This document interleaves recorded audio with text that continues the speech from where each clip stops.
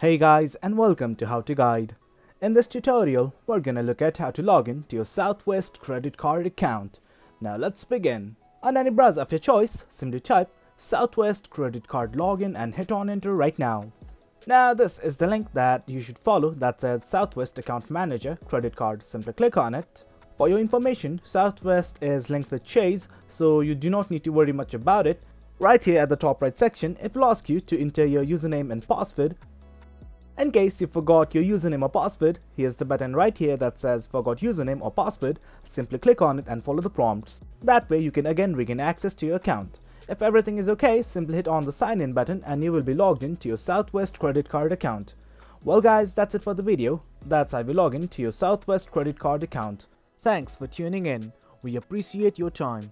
If you enjoyed this video, make sure to subscribe, hit the bell icon for notifications, and stay tuned for more exciting content coming your way. Your support fuels us. Until next time.